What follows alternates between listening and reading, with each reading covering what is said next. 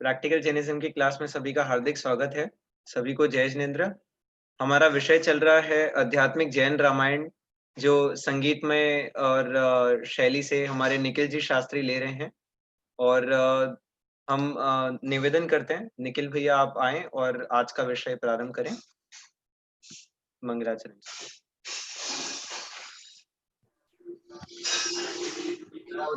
सभी लोग व्यवस्थित बैठ जाएं। नमो अरिहंताणं नमो सिद्धाणं नमो आयर्याणं नमो वैजयाणं नमो लोये सवसाहुणम् ऐसो पंचणमो यारो सब पाव प्रणासण मंगलाणं च सर्वेषां परमं भवै मंगलम्। बंधुओं, आध्यात्मिक रामायण का हम सब स्वाध्याय कर रहे हैं, जिसमें हमने पूर्व भागों के अंदर देखा, उसके अंदर सीता जी का हरण रावण के द्वारा हो गया और वहां पर उनके विरह के बाद श्री रामचंद्र जी आंकुल व्याकुल हो रहे थे। अरे मेरी सीता को कौन दुष्ट ले गया, कौन हरण करके ले गया। अरे और फिर साहसगति नाम का जो विद्याधर था, वो सुग्रीव का रूप धारण करके आया और फिर दो सुग्रीव के बीच में द्वंद्व हो गया। राम लक्ष्मण ने उन दोनों का समाधान किया और असली सुग्रीव का वहां पर विजय हुआ। फिर क्या होता है, जो असली सुग्रीव था वो तो राजपाट के वैभव में व्यस्त हो गया, भोगों में लिप्त हो गया। लेकिन क्या हुआ, फिर लक्ष्मण को क्रोध आया। अरे ये कैसा है जिसकी हमने सहायता की और वही हमारी सहायता के लिए नहीं आ रहा। और फिर सुग्रीव को भी अपनी गलती का एहसास हुआ और फिर उसने अपने मंत्री और सैनिकों को अलग अलग दिशाओं में भेजा। और फिर रत्नजटी नाम का विद्याधर भूमि पर पड़ा हुआ दिखा और उसने पूछा कि तुम तो विद्याधर हो, इस तरह भूमि पर क्यों पड़े हो। तो उस रत्नजटी नाम के विद्याधर ने बताया कि ये तो उस रावण के कारण मैं भूमि पर पड़ा हूँ। वो हमारे स्वामी भामंडल की बहन सीता जी को उठा करके लेके गए। मैंने उनको बचाने का पूरी तरह से प्रयास किया, लेकिन क्या करें, उसने मेरी विद्याओं को ही हर लिया और मुझे यहाँ जमीन पर पटक दिया। और इस बात को सुनकर के सुग्रीव ने कहा कि आप मेरे साथ श्री राम के पास और रत्नजटी को लेकर के श्री राम के पास पहुंचते हैं। लक्ष्मण और वहां पर विराधित नाम का विद्याधर भी होता है और वहां पर जाकर के समाचार देते हैं। रत्नजटी ने कहा, स्वामी आपकी प्रिया को रावण उठा करके लेके गया है। मैंने बचाने का पूरी तरह प्रयास किया, लेकिन उस रावण ने मेरी विद्याओं को हर लिया। रामचंद्र जी ने उसे गले से लगा दिया। कोई बात नहीं, हमें पता तो चल गया कि किसके पास मेरी सीता है। चलो हम सब उस रावण के पास जाते हैं। लेकिन सब कहने लगे, आप जानते हो वो रावण कौन है। अरे वो रावण तो ऐसा है जिसके पास एक बार कोई चीज गई तो भूल जाओ। लेकिन लक्ष्मण ने कहा, ऐसे कैसे भूल जाओ, हम तो लेकर रहेंगे। अरे उसके पास बहुत सारी विद्याएं हैं, उसके पास से आपकी सीता को लाना असंभव है। मैं कैसे लाऊंगा अपनी सीता को। उन्होंने कहा, इसका उपाय तो एक ही है जो विद्याधरों के पास से ला सकता है, वो है हनुमान। अच्छा, ये हनुमान कौन है? आपको बताते हैं ये हनुमान कौन है। विज्यार पर्वत की दक्षिण श्रेणी में आदित्यपुर नामक मनोहर नगर था। वहां पर एक राजा राज्य करता था जिसका नाम था राजा प्रहलाद। वो राजा बहुत ही न्यायवान था और उस आदित्यपुर नगर के अंदर सुखपूर्वक रहता था। उनकी एक रानी थी जिसका नाम था केतुमती और केतुमती से एक पुत्र की उत्पत्ति हुई जिसका नाम हम आपको बताते हैं, वो है पवनजय। पवनजय को पूर्ण युवा देखकर पिता प्रहलाद ने मन में उसके विवाह की चिंता हुई। प्रहलाद और उसकी माता केतुमती कि मेरे पुत्र का अब विवाह होना चाहिए, मेरा पुत्र विवाह के योग्य हो गया है। और फिर क्या होता है, अब वहां पवनजय का विवाह होगा। उसका वर्णन करते हैं कि कहां पर पवनजय का विवाह होना है। इसी भरत क्षेत्र के अंत में एक महासमुद्र के निकट आग्नेय अर्थात दक्षिण दिशा में एक दंती नाम का पर्वत बसाया और वहां पर एक इंद्र तुल्य विद्याधर राजा महेंद्र ने महेंद्रपुर नाम का नगर बसाया था। राजा महेंद्र की हृदय वेगा रानी से अरिंदम आदि 100 गुणवान पुत्र उत्पन्न हुए और एक अंजना सुंदरी इतनी सुंदर थी मानो तीनों लोकों की स्त्रियां के रूप एक करके बनाया गया हो। एक दिन सखियों के साथ अंजना सती खेल रही थी और फिर महेंद्र को उसके विवाह की चिंता हुई। राजा महेंद्र विचार करने लगे, इसके लिए एक योग्य वर होना चाहिए। अब वो योग्य वर कहाँ से ढूंढे? मंत्रियों से भी सलाह ली कि मेरी कन्या के लिए कोई योग्य वर हो तो बताओ। बहुत विचार विमर्श के बाद राजा प्रहलाद के पुत्र पवनजय के लिए अंजना को देना निश्चित हुआ। तब वही मानसरोवर के तट पर कन्या का विवाह होना निश्चित हुआ। ज्योतिषों ने 3 दिन बाद विवाह का मुहूर्त बताया और मानसरोवर में विवाह का निश्चय किया गया।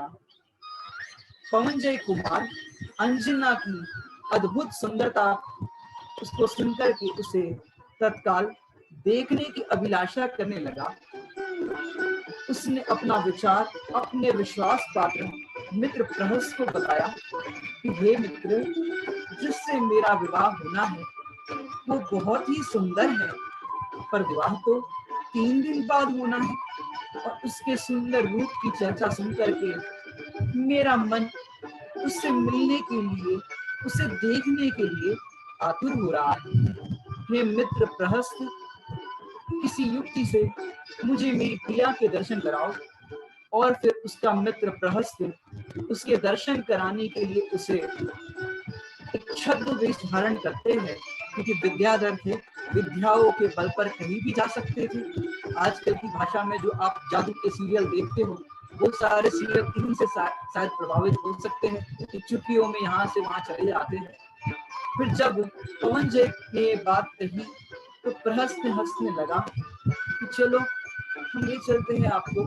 तत्पश्चात ये दोनों मित्र अपने शिविर से चले और क्षण भर के अंदर वहां पहुंच गए जहां अंजना का शिविर था। वहां पवनजय ने मोतियों की झालर की ओट में छिप करके अंजना सुंदरी को देखा और उसे देख करके बहुत ही प्रसन्न हो गया, क्योंकि उसके प्रति अत्यधिक राजी हो गया था। और फिर क्या हुआ, जिस समय अंजना सुंदरी अपनी सखियों से वार्तालाप कर रही थी और फिर इस तरह से वो उसे निहार रहे थे। देखो भैया, ये एक बार होने वाली पत्नी अंजना के रूप की चर्चा सुनने पर उसके मन में उसे देखने की जिज्ञासा हो गई। ऐसे इस भगवान आत्मा की चर्चा आप प्रातः काल से लेकर के शाम तक जब जब सुनते हो तो कभी आपको इस भगवान आत्मा को देखने का अंदर में भाव नहीं आया? लेकिन देखो कैसा उसको भाव आया प्रिया को देखने का। और फिर उस समय वसंत तिलका नामक एक सखी अंजना सुंदरी से कह रही थी, हे रूपवती, तू धन्य है कि तेरे पिता ने तुझे पवनजय को सौंपा है। पवनजय महाप्रतापी है, उनके गुण चंद्रमा की किरण के समान है, उज्जवल है। उनके गुणों को जानकर अन्य पुरुष के गुण तुच्छ भाषित होते हैं। उसी समय मिश्र केशरी नाम की एक दूसरी सखी अपने ओठ चबा करके चोटी को घुमा करके ऐसे बोली, अरे वाह, तेरा परम अज्ञान पवनजय के साथ हुए संबंध, अरे तेरा विवाह तो यदि विद्युत प्रभा के साथ हुआ होता तो अच्छा था। उनकी यह वार्ता सुनकर के पवनजय क्रोध रूपी अग्नि से प्रज्वलित हो गए और अपने मित्र प्रहस्त से बोले कि अंजना को हमारी निंदा सुहाती है, क्या यह दुष्ट दासी इसके अभिप्राय से परिचित है? इस प्रकार पवनजय के मन में भ्रम हो गया कि अंजना को मेरी निंदा सुनना अच्छा लगता है, और वह शिविर से नाराज होकर अपने शिविर में लौट आए और फिर अपने नगर की ओर प्रस्थान करने लगे। पवनजय शीघ्रगामी वाहन पर चढ़कर चलने को तैयार हुए। तब कन्या के पिता राजा महेंद्र कुमार पवनजय के प्रस्थान को सुनकर बहुत दुखी हुए तथा अपने सभी भाइयों सहित राजा प्रहलाद के पास पहुंचे। राजा प्रहलाद एवं राजा महेंद्र दोनों ने आकर कुमार से विनय पूर्वक कहा, हे शूरवीर, प्रस्थान को रोको और दोनों के मनोरथ पूर्ण करो। जब पिता एवं ससुर दोनों ने इन्हें आदर पूर्वक रोका, तब धीर वीर एवं विनम्र पवनजय कुमार बड़े लोगों के अनुरोध को नहीं ठुकरा सके। उन्होंने अपने मन में विचार किया, मैं अंजना का विवाह करके त्याग दूंगा। लग्न के समय मानसरोवर के तट पर इनका मंगल विवाह होना निश्चित हुआ और विवाह की तैयारी प्रारंभ हो गई और वहां पर विवाह के लिए सारे लोग प्रसन्न चित्त से उस विवाह में सम्मिलित हुए। लेकिन कुमार के चित्त में तो किंचित मात्र भी अंजना के प्रति राग न था और इस तरह से अंजना और पवनजय का विवाह संपन्न हुआ। जो व्यक्ति वस्तु के यथार्थ स्वरूप को नहीं जानते और बिना समझे दूसरों को दोषी समझते हैं, वे मूर्ख हैं। दूसरी ओर जो किसी दूसरे की वजह से अपने पर दोष लग जाता है, वह सब अपने पूर्वकृत पाप कर्म का ही तो फल है। विवाह के पश्चात पवनजय कुमार ने अंजना सुंदरी के साथ विवाह कर उससे त्यागा। उससे कभी बात भी नहीं करते थे। अंजना सुंदरी ने पति के नहीं बोलने से और कृपा दृष्टि पूर्वक नहीं देखने से बहुत ही दुखी हुई। उसे अत्याधिक दुखी परिवार के सदस्य सोचने लगे, अरे लगता है इस पुत्री के जन्म में इसने किसी के सुख में अंतराय डाला होगा, इसलिए मेरा पुत्र उसकी पत्नी से बात तक नहीं करता, उसकी ओर देखता तक नहीं है। अरे एक दिन नहीं, 2 दिन नहीं, 1 साल नहीं, 22 वर्ष तक पवनजय ने अंजना की ओर देखा तक नहीं। 22 वर्ष बीत गए। पति द्वारा उपेक्षित अंजना जिस किसी तरह समय व्यतीत करने लगी। उधर रावण का राजा वरुण से शत्रुता हो गई। रावण ने दूत भेजा कि हे वरुण, तुम मुझे प्रणाम करो या फिर युद्ध के लिए तैयार हो जाओ। वरुण ने हंसकर कहा, हे दूत, उसकी सामर्थ हो तो आ जाए, मैं उसे गर्व रहित कर दूंगा। रावण ने क्रोधित होकर सेना सहित आक्रमण कर वरुण का नगर घेर लिया और वरुण के पुत्रों ने रावण के बहनोई खरदूषण को पकड़ लिया। रावण ने सोचा, हम यदि युद्ध करेंगे तो ये खरदूषण को मार देंगे और खरदूषण का मरण हो जाए, ये नहीं योग्य नहीं, इसलिए उसने संग्राम रुकवा दिया। तत्पश्चात रावण के मंत्रियों ने विचार विमर्श करके सब देशों के राजाओं को बुलवाया और प्रहलाद के पास भी दूत भेजकर वरुण ने खरदूषण को पकड़ लिया, इसलिए तुम शीघ्र अतिशीघ्र आओ। और राजा प्रहलाद के पत्र को पढ़कर मंत्रियों से विचार विमर्श करके रावण के पास चलने को तैयार हुए। तभी पवनजय कुमार बोले, हे पिताश्री, मुझ पुत्र के होते हुए आपको जाना उचित नहीं। उन्होंने पिता को नमस्कार करके स्नान भोजन आदि से निवृत्त होकर के बड़े जनों का आशीर्वाद लिया। और फिर क्या हुआ, चलते समय उनकी नजर खंभे के सहारे द्वार पर खड़ी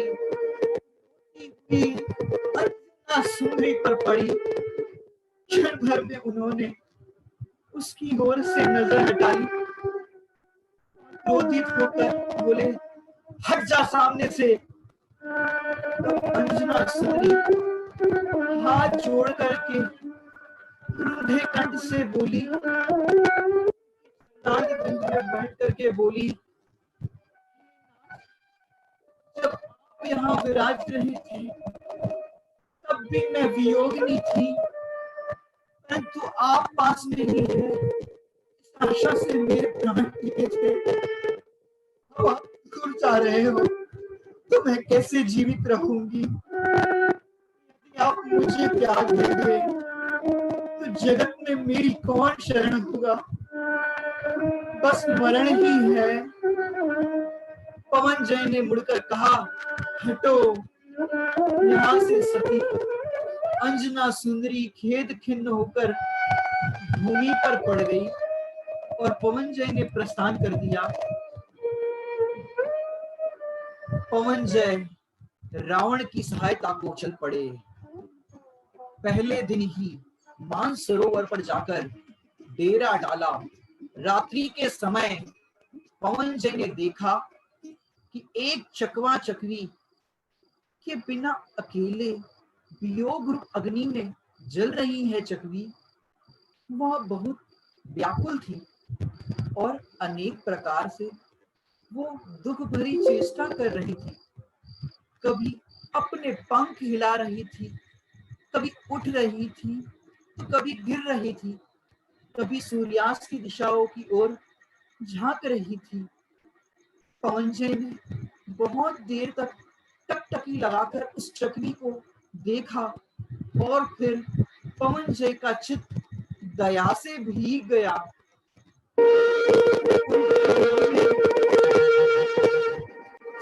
अंजना की याद आने लगी।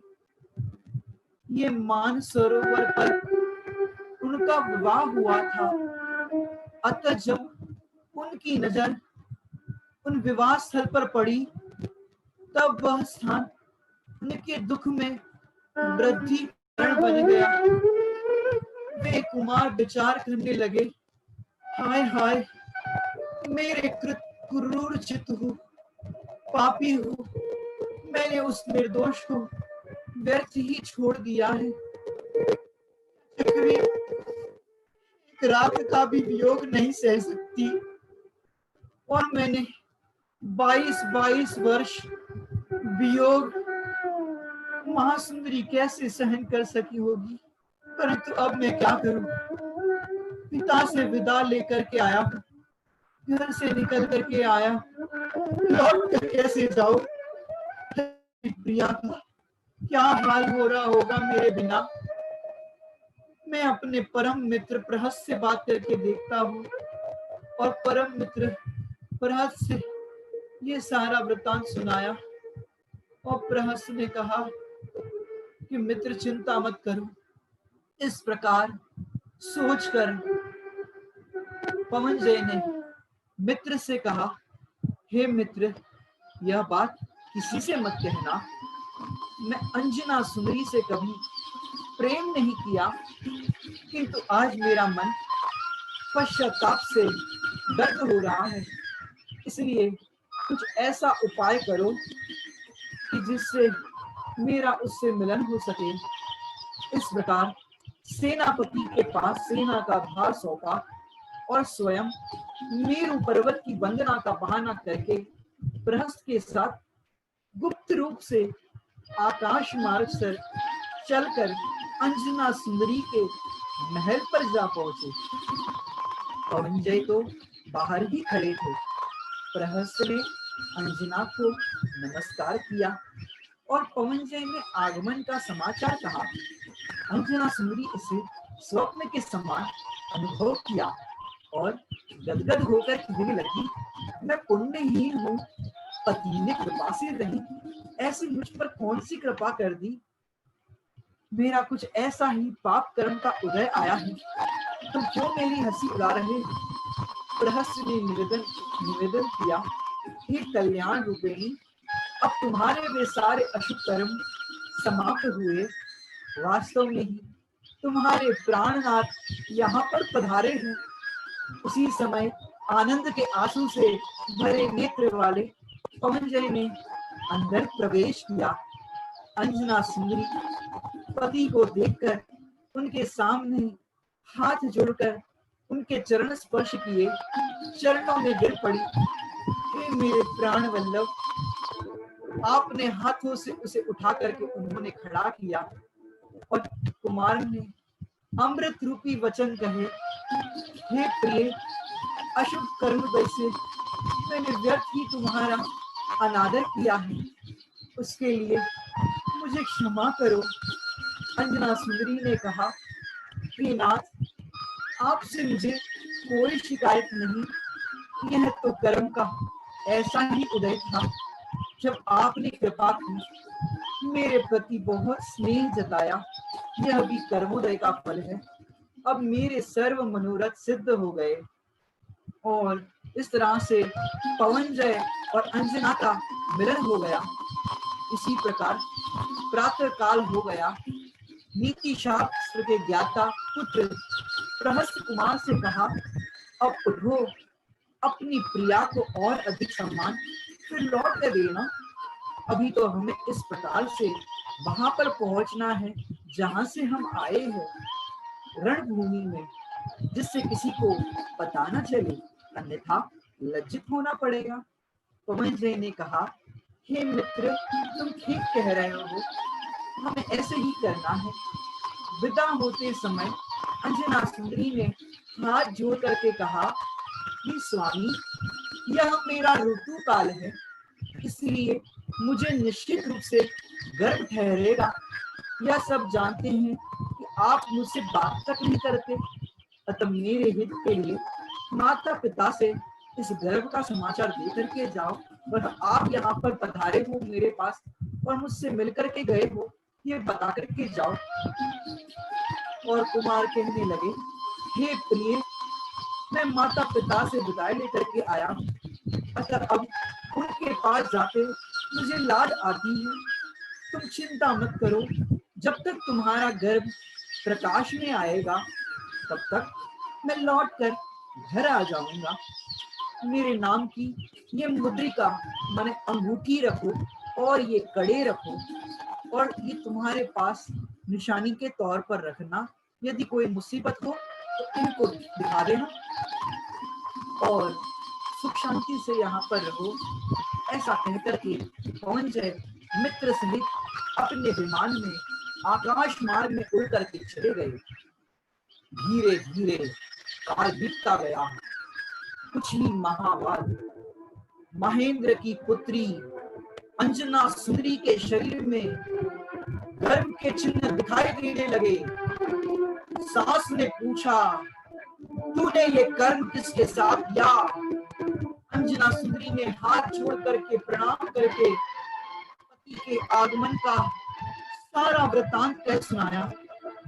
सास बहुत क्रोधित हुई, कहने लगी, अरे पापिनी, अरे निर्लज, मेरा पुत्र तुझसे अत्यंत विरक्त है, वह तेरे महल में कैसे आ सकता है। उसने अंगूठी और कड़ा दिखाया, पर सासू तो कहाँ मानने वाली थी। अंजना की बात पर विश्वास नहीं किया और सास ने क्रूर नामक एक किंकर को बुलाया और क्रोध से तमतमाकर कहा, हे क्रूर, इसे अपनी सखी के सहित रथ में बैठाकर राजा महेंद्र के नगर के निकट छोड़ आओ। और फिर क्रूर नामक रथ में बिठाया और रथ में ले जाने लगे और धीरे धीरे रथ आगे बढ़ने लगा। वे विचार करने लगी, ये क्या हो गया, मेरे स्वामी तो आए नहीं, अब मेरा क्या होगा। और उस क्रूर नामक किंकर ने रथ को फास्ट कर दिया और धीरे धीरे वो अपने नगर के समीप आने लगी और वहां पर रथ को रोक दिया गया। अंजना अति दुखी हुई पिता के घर की ओर चलती। सखी भी छाया के समान उसके साथ साथ चल दी। अपनी सखी को के महल के द्वार पर भेजा और वो वहां पर पहुंची। अपनी सखी को पिता के महल के द्वार पर देखा। बागबान ने उसके आगमन का समाचार राजा महेंद्र से जाकर कहा। राजा महेंद्र इस लज्जाजनक समाचार को सुनकर बहुत क्रोधित हुए तथा उन्होंने अपने को आज्ञा दी, इस पापुनी को नगर में प्रवेश न करने दे, क्योंकि इसके शील में हमें संदेह है। प्रसन्नचित्त अंजना सबसे उदास होकर अपनी सखी से रोती हुई कहने लगी, यहाँ सब पाषाण हृदय वाले हैं, यहाँ क्या रहना, इसलिए आओ वन में चलते हैं और वो अपमान की अपेक्षा से तो मृत्यु ही अच्छी। इस प्रकार वे दोनों वन की ओर चलने लगे और अपने पूर्वोपार्जित कर्मों के कारण महाकष्ट को प्राप्त करती हुई वह अंजना बहुत दुखी हुई। वे सामायिक करने लगी और विचार करने लगी, पंच परमेश्वरी भगवंतों का स्मरण करने लगी। हे प्रभु, मुझे ऐसी सामर्थ्य दो। देखो उसने कैसी भगवान से प्रार्थना की। अज्ञानी मिथ्या दृष्टि होती तो क्या प्रार्थना करते कि इस दुख से हमें निकालो, लेकिन ज्ञानी क्या प्रार्थना करते हैं, हे प्रभु मुझे ऐसी सामर्थ्य दो कि किसी को दोष देने की सामर्थ्य ना रहे। ऐसे उसने मंगल वचन समाई के अंदर कहे। और फिर अंजना वन में विलाप करती थी, उसके साथ में वह सखी भी विलाप करती थी। सखी बसंतमाला विलक्षण बुद्धि की थी। वह अंजना को छाती से लगाकर कहती थी, हे स्वामिनी, बहुत रोने से क्या लाभ है, अपने ही पूर्वोपार्जित कर्म है, वह अवश्य हृदय में आएगा। अपने मन को मजबूत कीजिए। पूर्वोपार्जित कर्म का फल डाले से निकलता है। कर्म तो अपना फल देंगे, परंतु अगर आप कर्म के फल में संताप न करें और मात्र ज्ञाता दृष्टा बने रहें, तब तो कर्म अपना काम करके चले जाएंगे, किंतु आपको नए कर्म बुद्धि पूर्वक नहीं बंधेंगे। कर्म का फल सुख दुखी नहीं करता। कर्म के फल में यह जीव जुड़ता है, उसमें अपनापन करता है, उन कर्मों को अपना मानता है, इष्ट अनिष्ट बुद्धि करता है और सुख दुख की बुद्धि रखता है, तभी तो नए कर्म बनते हैं। अतः संभाव को प्राप्त हो देवी। उठो, आगे चलो। पहाड़ के पास कोई गुफा होगी जहाँ दुष्ट जीवों का प्रवेश न हो, तो कुछ दिन सावधानी पूर्वक वहां रहेंगे, क्योंकि आपका प्रसूति काल निकट आ गया है। अंजना सखी के कंधे पर हाथ रखकर धीरे धीरे खेद खिन्न होती हुई, विलाप करती हुई, बारंबार अपने अशुभ कर्मों की निंदा करती हुई लहू लुहान पाव से पहाड़ी की तलेटी के समीप स्थित गुफा पर उस द्वार पर पहुंची और फिर भावना भाने लगी। मोहे भावे ना भैया थारो देश, रहूंगा मैं तो निजे घर में। मोहे भावे ना भैया थारो देश, रहूंगा मैं तो निजे घर में। मुझे लागी यहाँ पर देश, रहूंगा मैं तो निजे घर में। और ऐसी भावना भाने लगी। मोहे न भावे महल अटारी, मोहे न भावे महल अटारी, झूठी लागे दुनिया सारी, झूठी लागे दुनिया सारी। मैं तो धारो आजी का वेश, मैं तो निजी घर में। मैं तो धारू आजी का वेश, रहूंगा मैं तो निजी घर में। मोहे भावे ना भैया थारो वेश, रहूंगा मैं तो निजी घर में। और वहां उन्होंने एक पवित्र शिला पर विराजमान अमित गति नामक चारण रिद्धिधारी मुनिराज को देखा, और विराजमान मुनिराज अन्य अनेक रिद्धियों से युक्त थे। उनका श्वासोश्वास निश्चल था और वो अपनी नासिका के अग्रभाग में उनकी सरल दृष्टि लगी हुई थी। उनका शरीर स्तंभवत निश्चल था। वे जिनशासन आत्म स्वरूप का अर्थात स्वभाव का ध्यान कर रहे थे। वे समस्त परिग्रह से रहित पवन के समान असंग थे। और कैसे होते हमारे दिगंबर मुनिराज। मुनिराजों की भक्ति करते हैं अपन। मुनिराजों को देख करके हमें मुनिराजों के प्रति कैसा अहोभाव आता है। धन्य मुनिराज हमारे हैं, अहो बड़े भाग्य हमारे हैं।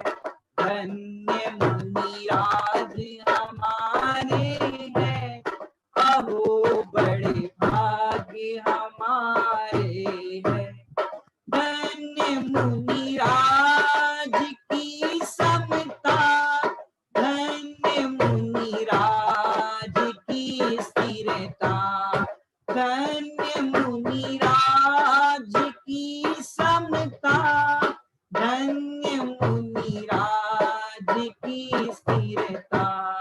धन्य मुनिराज हमारे हैं, अहो बड़े भाग्य हमारे हैं। और मुनिराज कैसे अपने स्वरूप में झूलते हैं। धन्य मुनिराज की मुद्रा, धन्य मुनिराज की निद्रा, धन्य मुनिराज की मुद्रा, धन्य मुनिराज की निद्रा।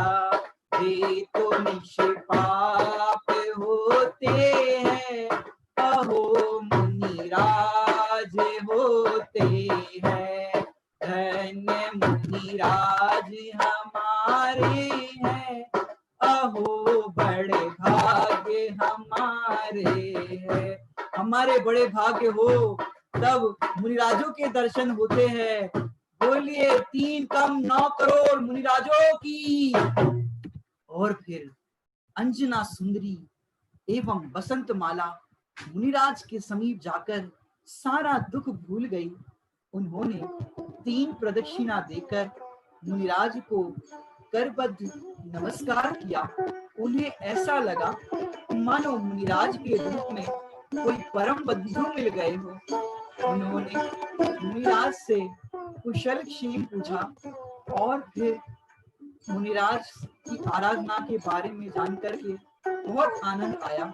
तत्पश्चात मुनिराज ने अमृत तुल्य परम शांतिकारी वचन कहे, हे कल्याण रूपिणी, कर्म अनुसार सब कुशल है। संसार में सभी जीव अपने कर्मों को फल भोगते हैं। देखो कर्मों की विचित्रता। राजा महेंद्र की इस निरपराध पुत्री कुटुंब के लोगों ने ही बाहर निकाल दिया।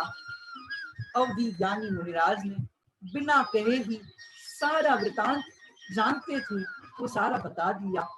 वसंत माला ने उन्हें नमस्कार करके पूछा, हे मुनिराज, किस कारण से ये मेरी सखी अंजना के पति देव इनसे बहुत दिन उदास रहे?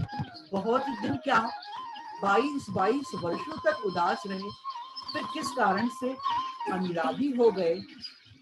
कौन मंदभागी जीव इनके गर्भ में आया है? इस माता को दर दर की ठोकरें खानी पड़ रही है, जिससे इन्हें जीने का ही संशय उत्पन्न हो गया है।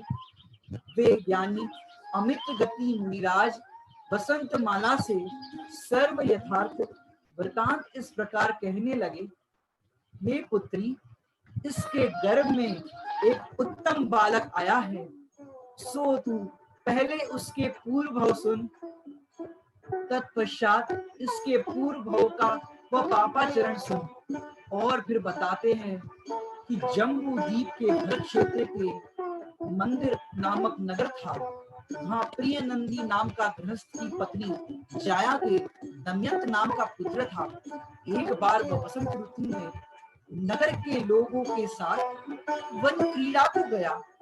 वहां उसने एक माह मुनिराज को देखा। देखते ही वह सभी मित्रों को छोड़कर मुनि संग में पहुंच गया। वहां उसने मुनिराजों की वंदना की और फिर धर्म का स्वरूप सुना, सम्यक दर्शन प्राप्त किया, श्रावक के व्रत धारण किए तथा अनेक प्रकार के नियमों का पालन किया। कितने ही समय बाद समाधि मरण करके वह स्वर्ग लोक को प्राप्त हुआ। फिर स्वर्ग से आकर इसी जम्बू द्वीप ब्रगांक नामक नगर में हरिचंद्र नाम का राजा की प्रियंका लक्ष्मी नामक रानी के सिंहचंद्र नामक पुत्र हुआ। वहां भी उसने धर्म में चित्त लगाया और वह समाधि मरण करके देवलोक में पहुंचा। वहां से आकर भरत क्षेत्र में विजयगिरी के ऊपर स्थित अरुणपुर नामक नगर में राजा सुकंठ और रानी कनकोदरी के सिंह वाहन नाम का पुत्र हुआ। बहुत दिन राज्य करने के बाद उसने श्री विमलनाथ भगवान के तीर्थ काल में आत्मज्ञान प्राप्त किया और मेघ वाहन नामक पुत्र को राज्य देकर संसार को असार जानकर लक्ष्मी तिलक मुनिराज के समक्ष मुनि धर्म अंगीकार किया। कैसे वैराग्य लिया, संसार लगने लगा दुख असार, निज गायक की सुधी आई।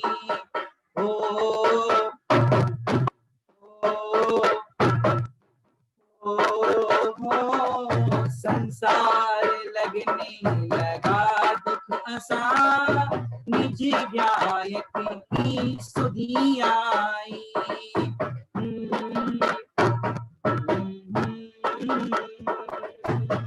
यतियों के मार्ग की महिमा अपार, निज गायक की सुधी आई।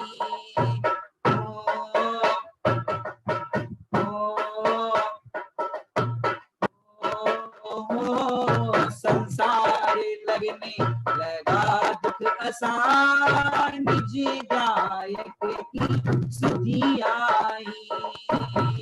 यति आपके मार्ग की महिमा अपार, नग नग दिगंबर मुनि भाई।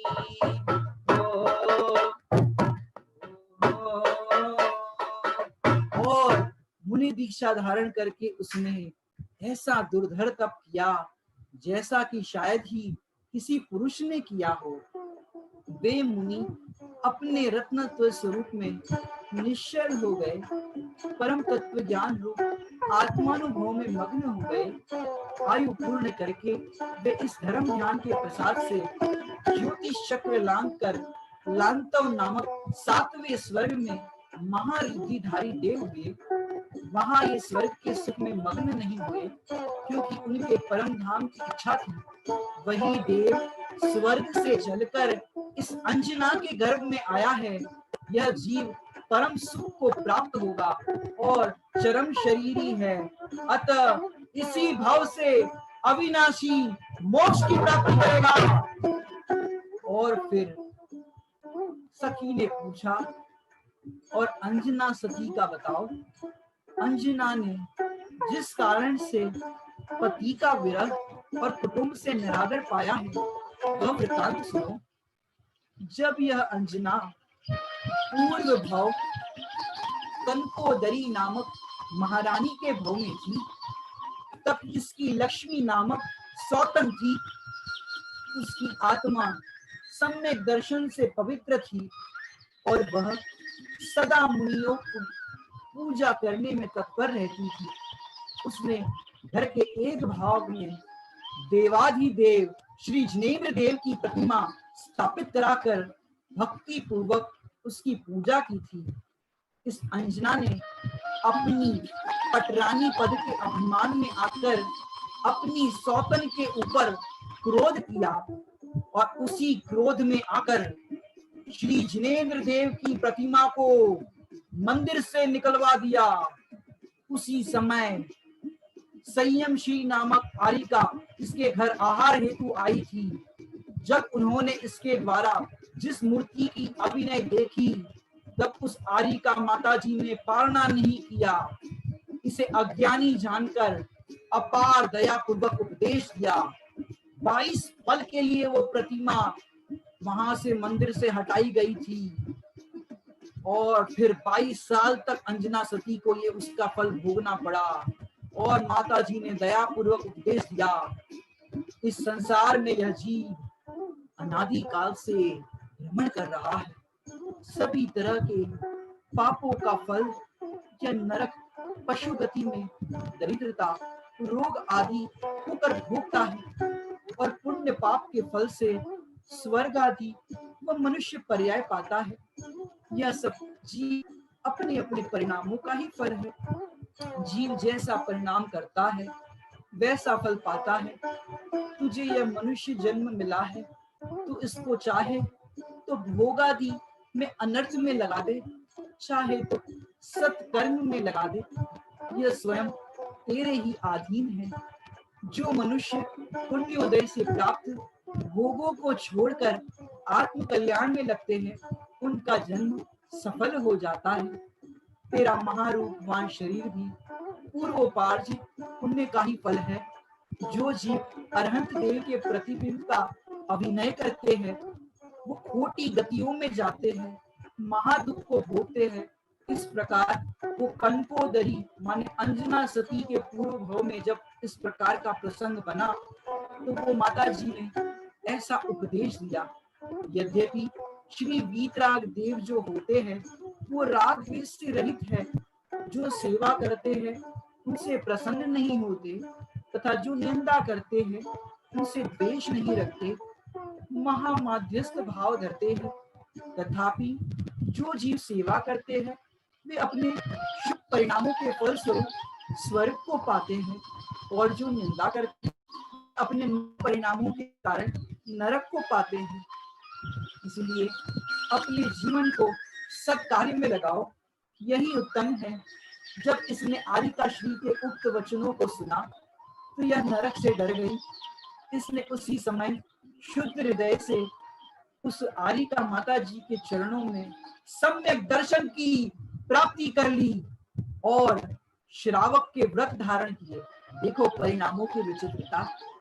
एक समय पहले इस रात से जिन प्रतिमा का अवर्णवाद किया और दूसरे समय प्राश्चित भाव होने पर सम्यक दर्शन की प्राप्ति कर ली। यही तो है परिणामों की विचित्रता कि कब कौन सा जीव अपना कल्याण कर ले। हम तो दूसरे जीवों को देखते हैं कि ये जीव ऐसे है, ये जीव वैसे है, लेकिन भैया परिणामों का क्या भरोसा, कब कौन भगवान हो जाए। अपने राजन पंडित जी भजन में कहते हैं, क्या कहते हैं, कोई कब भगवान बन जाएगा, अरे देखता जग रह जाएगा, कोई कब जगवान बन जाएगा, अरे देखता जग रह जाएगा। तीर्थंकर समझाया मारीची बोराया, माने क्यों किसकी कोई, क्योंकि आत्मा अनंत गुणों का धनी, मेरे पीरे को पर्यायों मेरे लिए, आत्मा अनंत गुणों का धनी, मेरे पीरे को पर्यायों मेरे लिए। और फिर सम्यक दर्शन की प्राप्ति के पश्चात रानी कंकोदरी सर्वज्ञ देव कथित धर्म की आराधना करती हुई समाधि मरण करके देवलोक में पहुंची। वहां से पर्याय पूरी करके राजा महेंद्र की रानी मनोवेगा के अंजना सुंदरी नामक पुत्री हुई। पुण्य के प्रभाव से यह राजकुल में उत्पन्न हुई। इसने उत्तम वर को पाया, परंतु इसने अपने जिन परिणामों से जिनेंद्र देव की प्रतिमा को 22 पल मंदिर से बाहर रखा था, उसका ये पाप बंद हुआ। इसी के कारण उसको अपने स्वामी का 22 साल तक वियोग रहा। अपने कुटुंब से भी उसको प्रेम नहीं मिला। मुनिराजों ने अंजना से आगे कहा, हे बालिके, तू पूर्वकृत पाप के उदय को ऐसे भोग रही थी, इसलिए पुनः ऐसा निंदनीय काम कभी मत करना। ऐसे आप सब भी कभी देव शास्त्र गुरु का अवर्णवाद मत करना। सच्चे देव शास्त्र गुरु का कोई स्वाध्याय इत्यादि कर रहा हो तो उसको अंतराय मत डालना। किसी मुनिराजों की निंदा मत करना। स्वाध्याय करने वाले साधर्मी त्यागी व्रतियों की आप सेवा करना, भैयाव्रती करना। और फिर अंजना अपना ऐसा पूर्व सुनकर बहुत आश्चर्यचकित हुई और अपने किए कर्मों की निंदा करके अति पश्चाताप करने लगी। तब मुनिराज ने कहा, है पुत्री, अब शक्ति प्रमाण नियम ले, जिन धर्म का सेवन कर और व्रत आदि कर, उपासना कर आत्मा की, तेरे गर्भ में महाकल्याणकारी बालक आया है।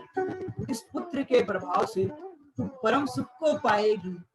तेरा पुत्र अखंड वीर है, वह देवों द्वारा भी जीता नहीं जा सकेगा और अब थोड़े ही दिनों में तुझे तेरे पति के दर्शन भी होंगे।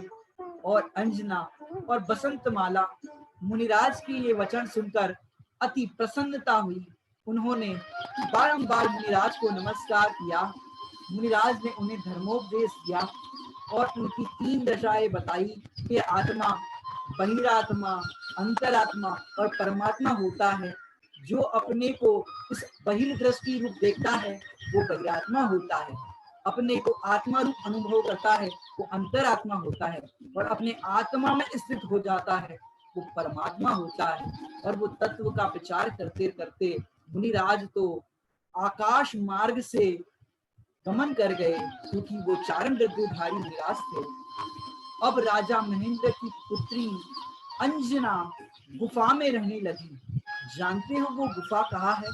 महाराष्ट्र के ही अंदर नासिक के पास एक अंजनेरी नाम का पर्वत है, जिसे हम अंजनगिरी नाम से जानते हैं।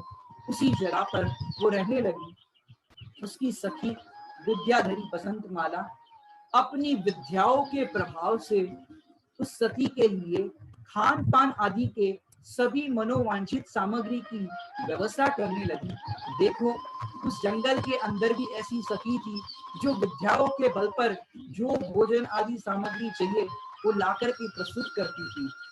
और फिर क्या होता है, एक शाम गुफा के द्वार पर एक सिंह आया और भयंकर गर्जना सुनकर अंजना ने यह प्रतिज्ञा की, यदि इस उपसर्ग से मेरा शरीर चला जाए तो मेरे अनशन व्रत है। और इस प्रकार से उसने वो व्रत धारण किए। यदि उपसर्ग टला तो इसके बाद ही भोजन लूंगी। उसकी सखी बसंत माला तलवार हाथ में लेकर व्याकुल होती रही कि किस प्रकार रक्षा हो। उधर गुफा के निवासी मणिचूल नामक गंधर्व देव से उसकी दयालु पत्नी रत्नचूला ने कहा, हे देव, ये दोनों स्त्रियां सिंह से बहुत भयभीत और दुखी है, तुम इनकी सहायता करो। अंजना और बसंतमाला का पुण्योदय था। गंधर्व देव को दया आ गई। उसने तत्काल विक्रिया द्वारा अष्टापद रूप बनाया और सिंह को भगा दिया। तत्पश्चात अंजना का प्रसव आया। उसने बसंतमाला से कहा, हे सखी, आज मुझे कुछ व्याकुलता है। बसंतमाला ने समझाया कि हे ज्ञानी, तुम्हें प्रसव काल का समय आ गया है, तुम प्रसन्न हो। बसंतमाला ने उसके लिए कोमल पल्लवों से सेज बनाई। उस पर सुंदर पुत्र का जन्म हो गया।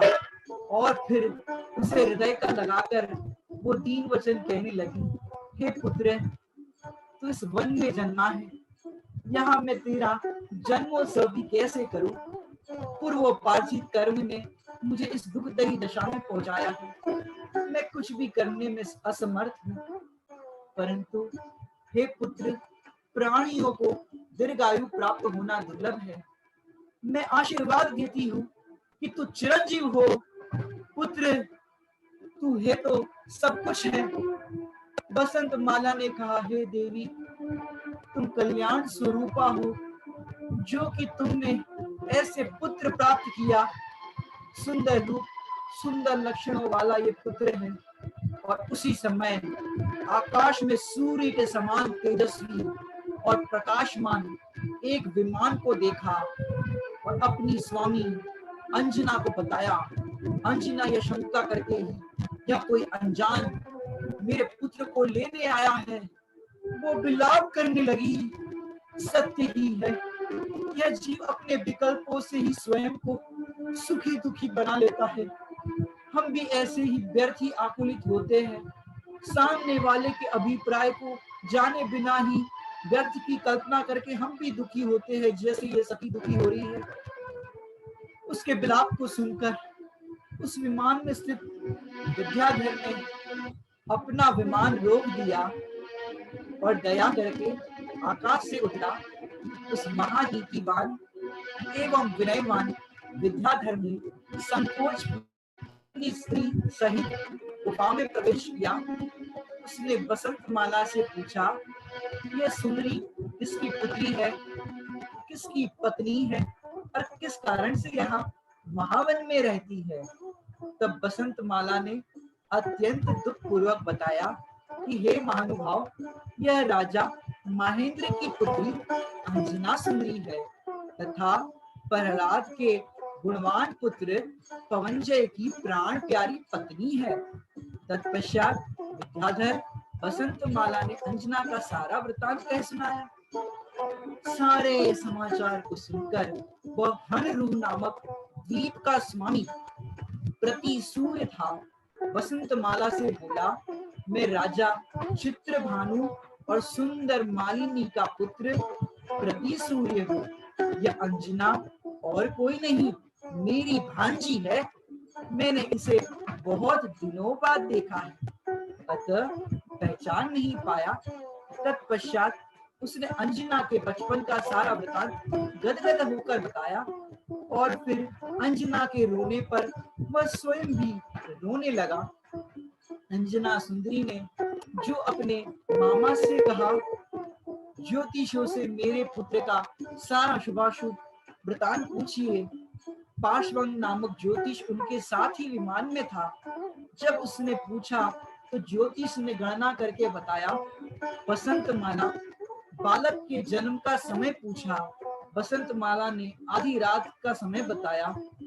जन्म काल बताने पर ज्योतिष ने गणना करके बताया, यह जीव तद्भव मोक्ष गामी होगा। और सूर्य और मंगल दोनों इसके अद्भुत राज्य कर रहे हैं। और इस तरह पूरा वृतांत सुनाया। अब भांजी से कह रहे हैं, तुम हमारे साथ हन रूह द्वीप चलो, वह भली भांति बालक का जन्मोत्सव होगा। अंजना सुंदरी भगवान की वंदना करके, क्योंकि उस गुफा के अंदर आप देखो, महाराष्ट्र के अंजनगिरी पर्वत में वहां पर जिनेंद्र भगवान की प्रतिमा तक पहले से है। वहां पर रोज प्रतिदिन वो दर्शन करती थी और फिर वह विमान के पास जाकर खड़ी हुई। ऐसे लगती थी मानो साक्षात वन लक्ष्मी ही हो। सच है, जब तीव्र पुण्य का उदय होता है तब सभी अनुकूल संयोग मिल ही जाते हैं। पुत्र सहित अंजना, बसंतमाला और राजा प्रति सूर्य का परिवार सभी विमान में बैठकर आकाश मार्ग से चल दिए। बच्चे की माँ गोद में उसको लेकर के जा रही थी और वो बच्चा उछल करके एक पर्वत के ऊपर जा गिरा। वो बच्चा और कोई नहीं, हनुमान है।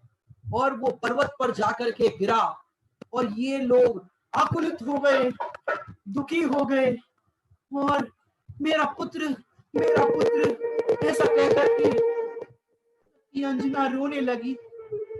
प्रति सूर्य उसके मामा भी रोने लगे और जितने भी विमान में बैठे थे सभी रोने लगे। मेरे पुत्र को क्या हो गया, विमान से नीचे गिर गया, मेरे पुत्र को क्या हुआ। और वे लोग विमान से नीचे आकर पुत्र की खोज करते हैं, मेरा पुत्र कहाँ गिरा। अब वो पुत्र बचेगा कि नहीं बचेगा। उस बालक हनुमान को हाथ में फ्रैक्चर होगा कि पैर में फ्रैक्चर होगा, क्या क्या चोट लगेगी उस बालक को या नहीं लगेगी, जानने के लिए देखिए अगला एपिसोड। जय जिनेंद्र।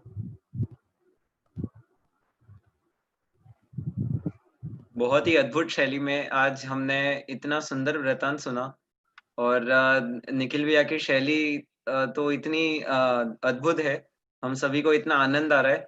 इसके पहले हमें भी ऐसा अवसर नहीं मिला था अंजना सती का ये वृतांत सुनने का और उनकी पूर्व पर्याय के बारे में समझने का।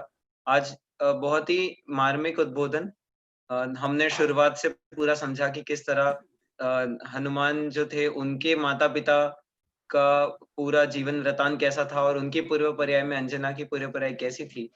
बहुत ही वैराग्यमय अनुभव जो हमने अंजना सती के बारे में समझा।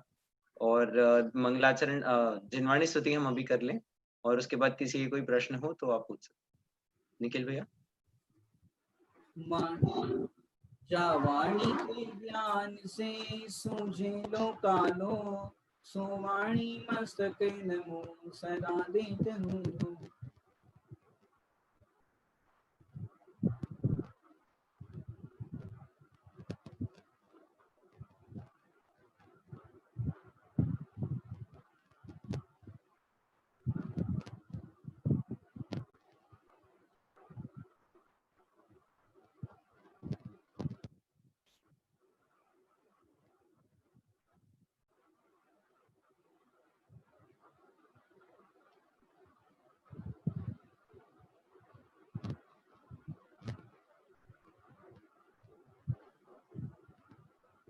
बोलिए द्वादशांग जिनवाणी मात की जय। सनातन दिगंबर जैन धर्म की जय।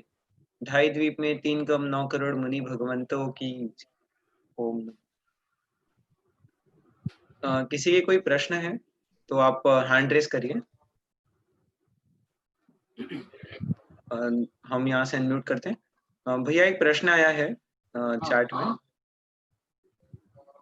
हनुमान भगवान मोक्ष कब गए? ये तो अभी तो जन्म हुआ है और वो पहाड़ माने विमान से गिरे हैं और उनकी कितनी हड्डियां टूटती है, क्या होता है, वो तो आपको कल पता चलेगा। इसलिए ये तो कल ही आप उसका समाधान मिल जाएगा आपको। ये आपने पहली क्लास से नोटिस किया होगा कि आगे आने वाला विषय है तो निखिल भैया हमें कभी भी अभी नहीं बताएंगे, तो आपको कल और आगे की क्लास में जरूर आना है आगे का वृतांत समझने के लिए। तो आगे इसकी चर्चा होने वाली है इस विषय में, तो वहां पर ये बात आ जाएगी। और किसी के कोई प्रश्न?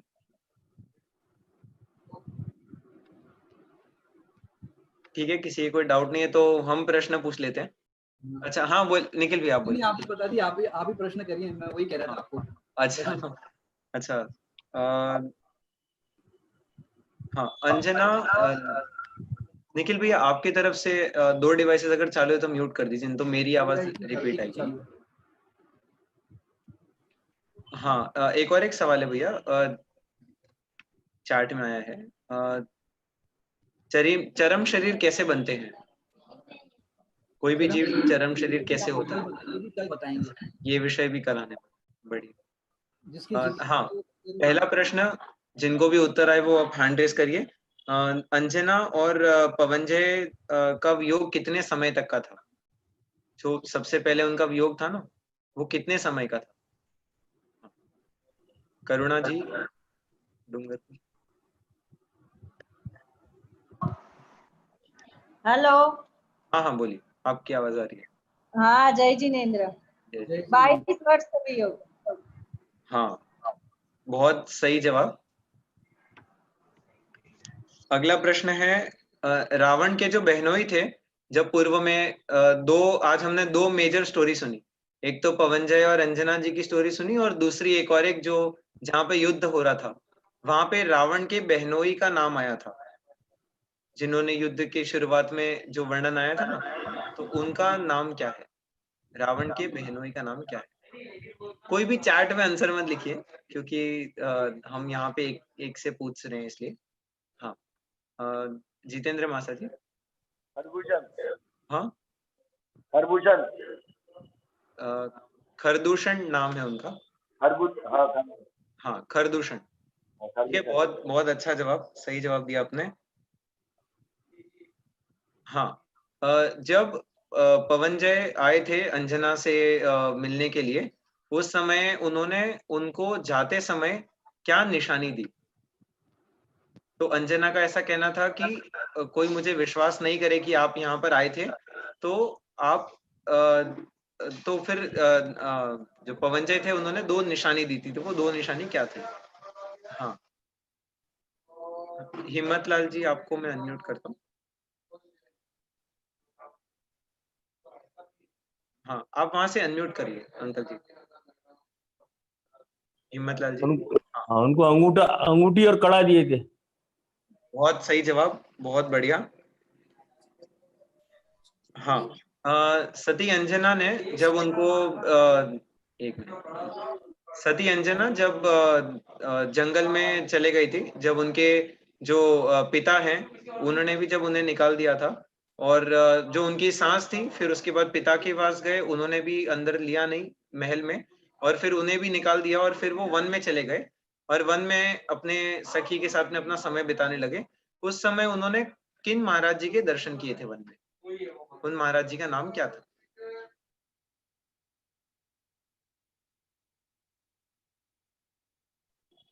हाँ उन महाराज जी का नाम क्या था?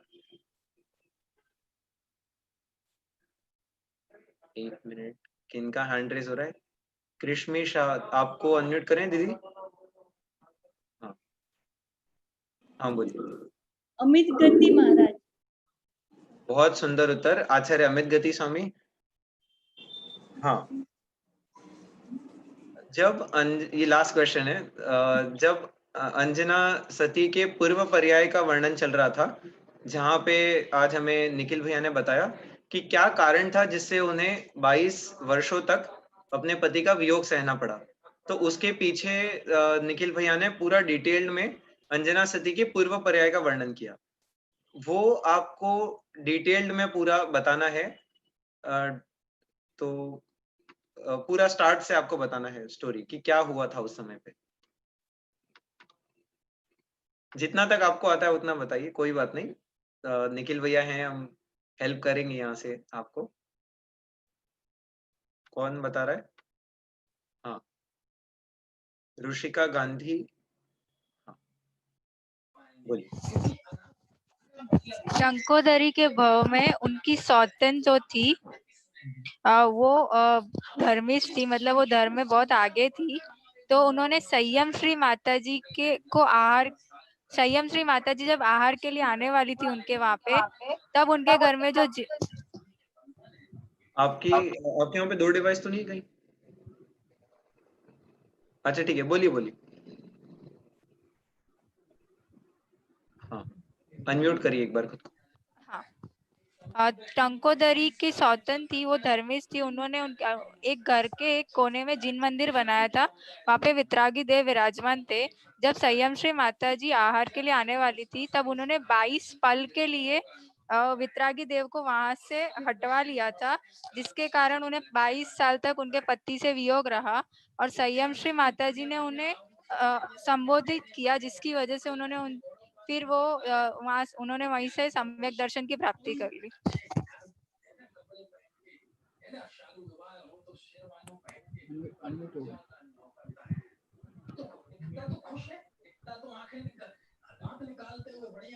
मेरी आवाज नहीं थी, सॉरी। बहुत डिटेल्ड में आपने बहुत बढ़िया उत्तर दिया। कितने समय तक उन्होंने प्रतिमा जी को वहां से हटवाया था? 22 पल। 22 पल, बहुत बढ़िया उत्तर। हाँ, और निखिल भैया आपको कोई प्रश्न पूछना? हाँ, थोड़ा टेक्निकल पूछ रहा हूँ। ये तो सब नाम और ये सब नगर वगैरह की बात हो गई। जब ये ससुराल में भी किसी ने एक्सेप्ट नहीं किया, अंजना सती पीहर में भी एक्सेप्ट नहीं किया, और फिर सखी के साथ वे वन की ओर गमन किया और फिर वहां पर सामायिक कर रही थी, तो सामायिक के अंदर उन्होंने कौन सी सुंदर लाइन कही थी, आप बताइए।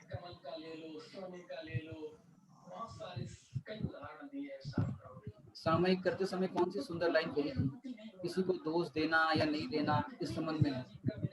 हाँ, हैंड रेस करिए।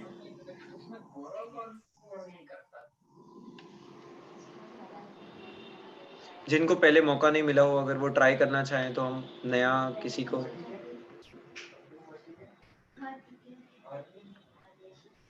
चलेगा, श्वेता दीदी आप बोलेंगे? श्वेता जैन कुछ आपका नाम है।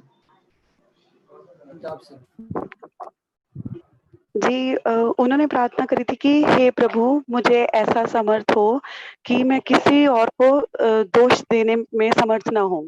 मतलब अपने को खुद कोई कर्मों का अपने का ही दोष है। हाँ, मैंने ये ऐसा वचन था कि हे प्रभु, मुझे ऐसी सामर्थ्य दो कि किसी और को दोष देने की सामर्थ्य ना रहे। लोगों को क्या होता है कि घर में जरा सा किसी को झगड़ा हो जाए, कुछ हो जाए, तो बहू है वो सास को दोष देती है, सास है वो बहू को दोष देती है। इस तरह दोनों के बीच में पति फंस जाता है, किसकी सुने क्या करे। लेकिन यदि घर में ये लाइन आप स्लोगन के तौर पर लगा दो कि हे प्रभु, कहीं भी कोई भी घटना घट जाए, कसायों की प्रसंग घट जाए, कि घर है, बर्तनों की आवाज आएगी, आप उस समय ये भगवान से प्रार्थना करो कि किसी को दोष देने की सामर्थ्य ना रहे। माने कभी भी कोई जाए तो उसमें क्या करे, इसमें हमारा ही दोष है, आगे चल करके दोष नहीं है। तो भी देखो, देवरानी और जेठानी हो, अब समझो देवरानी से गलती कोई हो गई हो और सास आकर के कहे किसने ये ग्लास फोड़ा, जेठानी आगे आकर के कहे सासू माँ गलती हो गई, मेरे से फूट गया। अगर वो जेठानी देवरानी को बचाएगी गलती से, अब वो देवरानी तो जेठानी की आरती उतारेगी, सचमुच मेरी जेठानी तो बहुत अच्छी है, लाजवाब है। माने घर के अंदर अगर इस तरह का वातावरण रहेगा, माने कोई गलती कोई और करे और उसका दोष कोई और ये कहे कि मेरे से, मैं किसी और का दोष अपने पे लेकर के घर में इस तरह से वातावरण बनाए, तो घर के अंदर बहुत अच्छा वातावरण बनेगा। क्योंकि होता क्या है कि देवरानी हो, जेठानी हो, ज्वाइंट फैमिली हो, तो चुगली कर देते हैं कि वो तीसरे नंबर वाली बहू ने गिलास फोड़ दिया, इसने ऐसा कर दिया, उसने ऐसा किया। और जब सास उसकी परेड लेती है वो वाली बहू की, तब वो प्रसन्न होती है। तो घर में महाभारत ही होगी, रामायण तो होगी नहीं जिसकी हम चर्चा कर रहे हैं। बहुत ही सुंदर उत्तर आपका भी श्वेता जैन, आपका भी। और निखिल भैया ने बहुत सुंदर, आज हमने बहुत सुंदर उद्बोधन सुना। और ये बात हमेशा हम अपने जीवन में इम्प्लीमेंट भी करें कि हर जगह कभी भी कैसी भी परिस्थिति हो, हमारे कर्म का उदय है और साथ-साथ में वर्तमान में ऐसी भूमिका भी है जिससे कषाय का उदय आ रहा है। लेकिन उस उदय में नवीन बंध करने के लिए जुड़ना या नहीं जुड़ना ये हमारे हाथ में है। और इसी तरह आप सब विवेक के साथ और मध्यस्थ भाव से हमेशा विपरीत परिस्थिति में निर्णय ले। और जैसा निखिल भैया ने बताया आज हमारे रामायण के संबोधन में कि दूसरों पर दोष न डालें और हाँ, यही बहुत मंगल भावना आज की। हाँ निखिल भैया कुछ कह रहे हैं? इसमें और भी कई चीज है शिक्षा लेने लायक, जैसे पवनजय को सीता अंजना सती के रूप की चर्चा सुनी तो उनसे रहा नहीं गया, जिज्ञासा हो गई कि अब देखना है मुझे। तो ऐसे इससे ये शिक्षा लेनी चाहिए, हमें अधीरता भी नहीं होनी चाहिए किसी चीज को देखने की या प्राप्त करने की, एक बात। दूसरी, किसी की बातें छुप करके नहीं सुनना चाहिए। अगर दुखी नहीं होना है तो किसी की बातें छुप करके नहीं सुनो। अब उन्होंने छुप करके वहां गए, अंजना सती की बात सुनी, मैंने इस तरह की सखियों की बात, और उस समय वो माने एकदम शांत परिणति वाली अंजना सती थी, पर उसमें उन्होंने विरोध नहीं जताया। जैसे वो क्या कहते हैं नाम मिस्री केशी नाम की जो उनकी सखी थी, वो सखी ने कहा अरे तुम उनका गुणगान कर रही हो, पवनजय उनके साथ पवनजय के साथ विवाह होना है, यदि विद्युत प्रभ राजा के साथ होता तो अच्छा होता। यदि कोई आपके पति के सामने या कहीं पर भी ऐसा कोई प्रसंग हो जहां निषेध करना चाहिए, अगर आप निषेध करने वाले स्थान पर कुछ बोलते नहीं हो तो ये आपका जो वोट है उसी के अंदर जाता है। अगर उन्होंने निषेध किया होता कि नहीं मेरे पवनजय जैसे है वो मेरे होने वाले पति है, अब मुझे किसी और के बारे में नहीं सोचना, अगर ऐसे वचन कहे होते तो वो गदगद हो जाते। पहले तो प्रशंसा की एक सखी ने और दूसरी ने निंदा की। तो जहां पर मौन रहना चाहिए वहां तो मौन रहना। यदि रक्षाबंधन के प्रसंग को याद करें तो श्रुत सागर मुनिराज को उस समय मौन रहना था, मंत्रियों के साथ वार्तालाप नहीं करना था, जिससे इतना सारा उपसर्ग हुआ, वहां तो मौन रहना था। यदि कषायों का प्रसंग बनता हो तो वहां मौन रहो, और जहां पर बोलने योग्य, जैसे मंदिर के अंदर अभिषेक कर रहे, प्रसाद कर रहे, अब छोटा सा बालक को भी अपन ने धोती दुपट्टा पहना दिए और वो ऊपर चढ़ करके अब उससे इतना हो नहीं रहा है, अपन ने अकेला छोड़ दिया। अब वो बच्चा अभिषेक करने के लिए ऐसे हुआ कि भगवान तक को ऐसे प्रेस, मैंने भगवान के पैरों पे ऐसे प्रेस करके उनके मस्तक पर ऐसे अभिषेक करने जाए तो डांटना चाहिए कि नहीं डांटना चाहिए? क्यों उस टाइम पे मौन नहीं रहना चाहिए? अरे बच्चा है, ऐसा नहीं। जहाँ देव शास्त्र गुरु का अवर्णवाद होता हो, अनादर होता हो, वहां तो बोलना ही चाहिए। ये दूसरी शिक्षा बताई। पहली शिक्षा क्या बताई कि भाई अधीरता नहीं होनी चाहिए। दूसरी बात क्या बताई, किसी की बात छुप करके नहीं सुनना चाहिए। तीसरी बात क्या कही कि जहां निषेध करना है वहां निषेध करना चाहिए। अब चौथी बात आपको बताते हैं कि अगर आपने किसी की बात सुनी तो कान के कच्चे नहीं होना चाहिए, क्योंकि जैसा सुना होता है वैसा होता नहीं, देखा होता है वैसा होता नहीं।